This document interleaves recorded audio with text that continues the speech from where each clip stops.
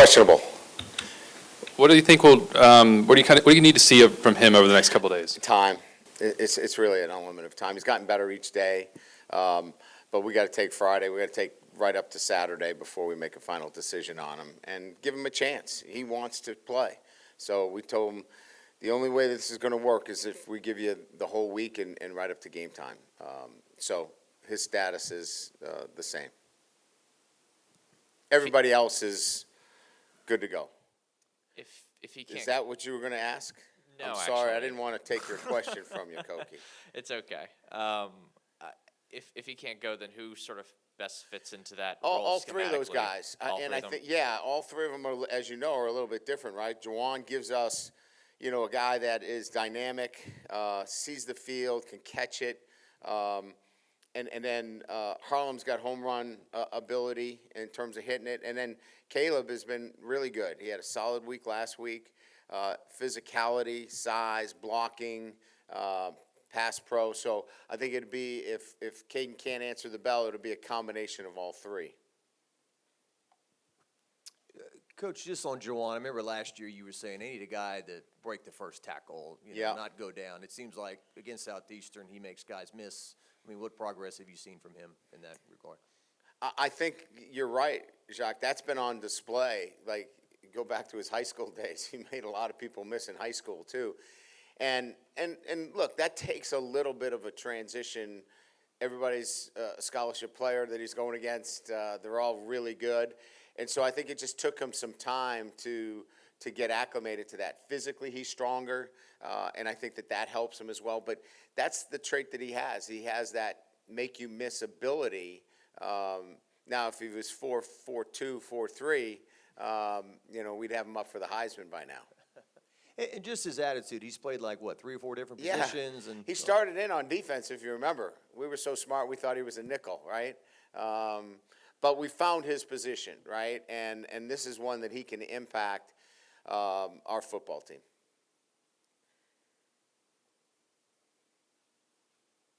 That's great. Hey, I'm good if you guys are good. Coach, just what are you looking forward to about seeing just how good this defense is? I mean, like, going up against such a great offense this weekend. Yeah, I think this is much more about, we can't win in the SEC saying we're just going to lay on our defense and whatever happens there, we'll let it go. Our offense has got to rise to the occasion as well. And certainly Florida was not exactly what we wanted to do in that game, but we wanted to win the game and find a way to win as we continue to develop our offense. But we have to have production from our offense, and it's an offense that's capable of it. It's just taking some time with some new pieces and all of it coming together. But I want to be consistent on defense in this game, be who we are, and then continue to see the growth and development that we saw last week going into this week. Brian, through 4 games, has balance on offense been where you'd like for it to be, and how do you sort of just continue to emphasize that going into Saturday's game?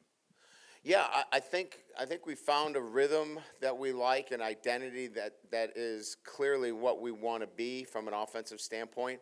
Look, we're not a dual threat offense, right? We don't have a quarterback that's going to rush for 100 yards, and so when you look at, what is that for us?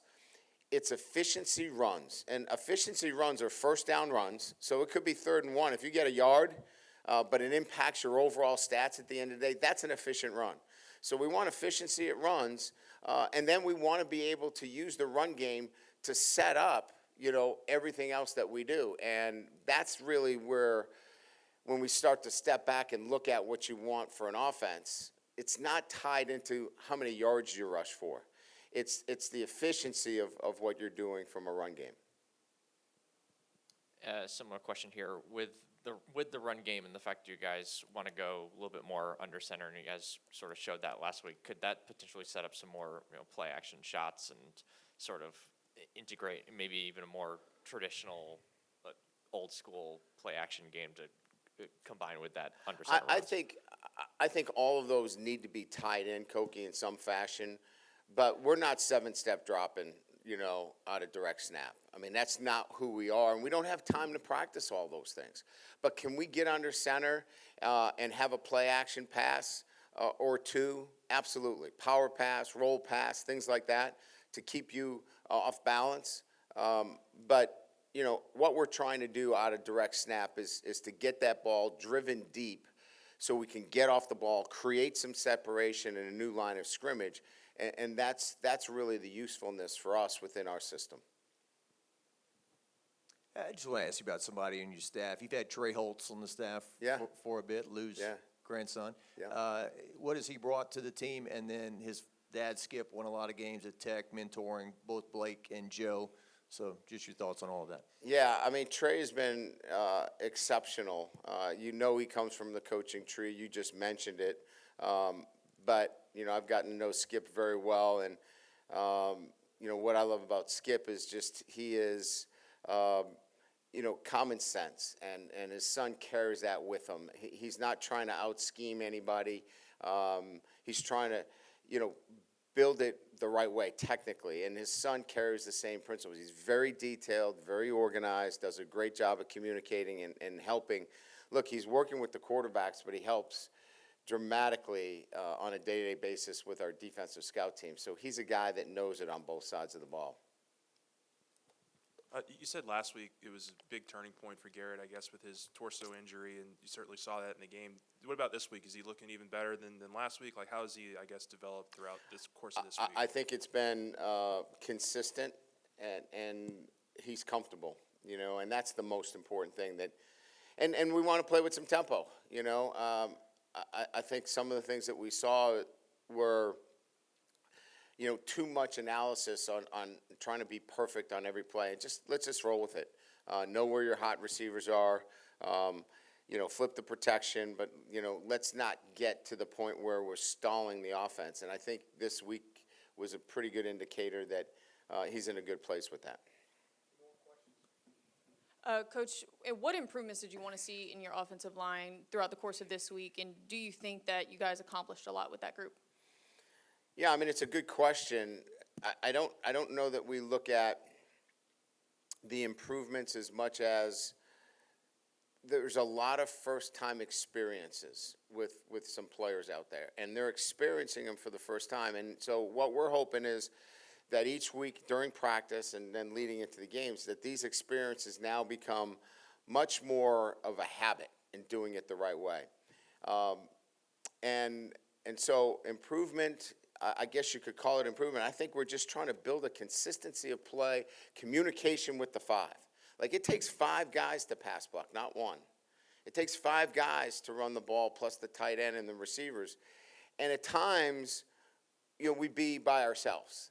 And so this is really still developing a group of 5 guys working together on a day-to-day basis.